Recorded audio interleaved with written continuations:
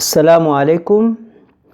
Dans cette séance, on va voir quelques notions élémentaires d'électricité dont on aura besoin dans les leçons programmées dans le programme de la deuxième année bac et qu'on commencera avec l'étude du dipôle RC. Donc, notion élémentaire d'électricité. On va commencer par l'intensité algébrique.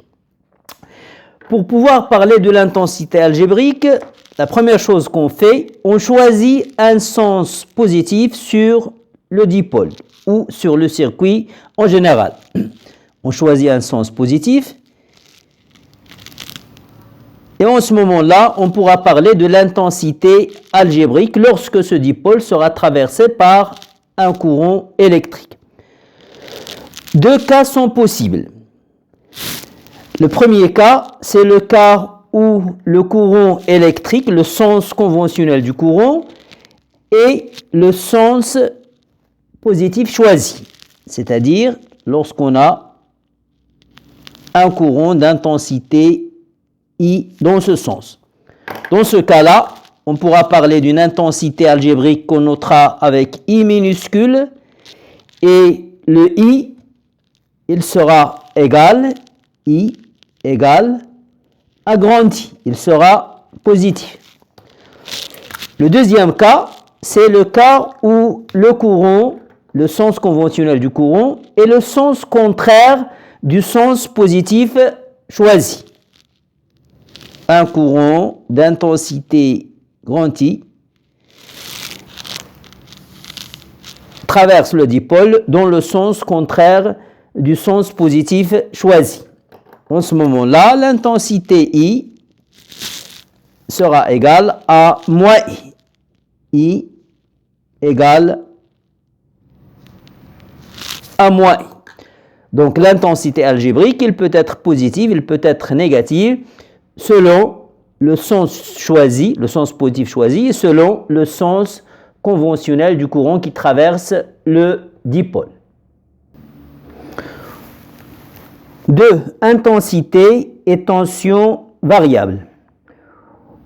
Au collège, au tronc commun et en première année, on avait affaire à des courants qui sont continus, c'est-à-dire dont l'intensité reste constante au cours du temps. Cette année, on aura affaire à des courants dont l'intensité varie avec le temps. Et on parlera alors d'intensité variable. Si l'intensité est variable, éventuellement, la tension aussi est variable au cours du temps et on parlera de tension variable. Donc on dira que l'intensité du courant et la tension électrique sont variables si leur valeur change au cours du temps. On dit que l'intensité du courant et la tension électrique sont variables si leur valeur change au cours du temps.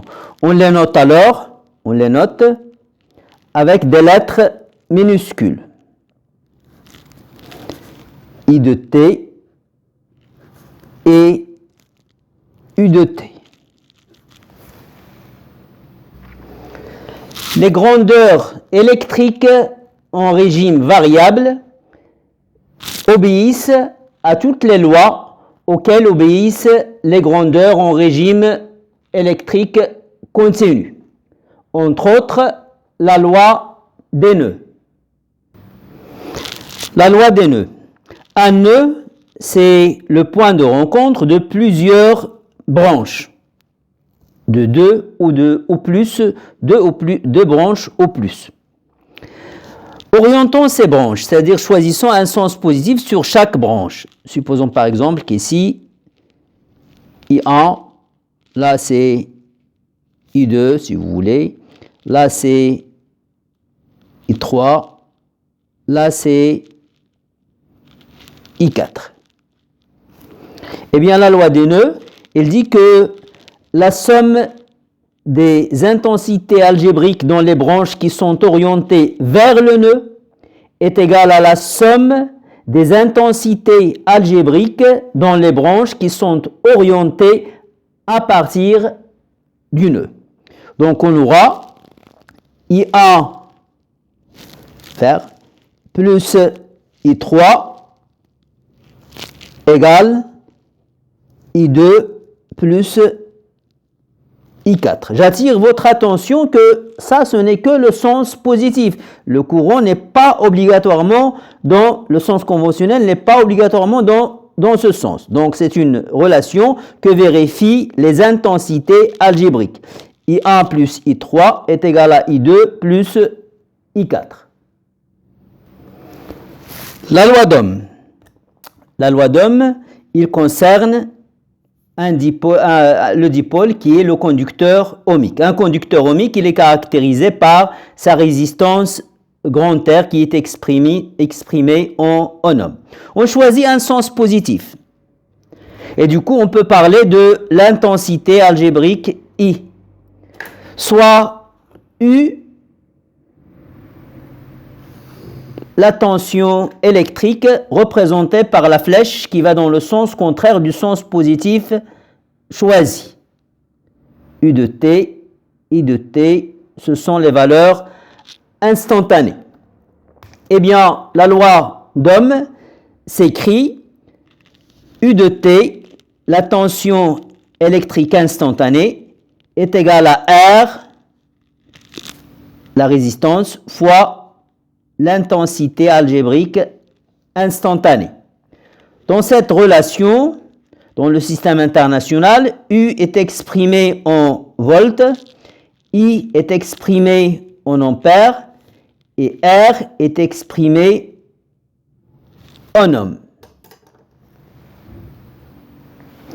L'additivité des tensions, soit D1 et D2, deux dipôles qui sont montés en série, soit U1 de T, la tension instantanée aux bornes de D1, et U2, la tension instantanée aux bornes de D2, et U de T, la tension instantanée aux bornes de l'association de D1 et D2. Eh bien, on a U de T et la somme de U1 de T et U2 de T. C'est l'additivité des tensions. Merci pour votre attention et à bientôt dans la leçon du dipôle RC.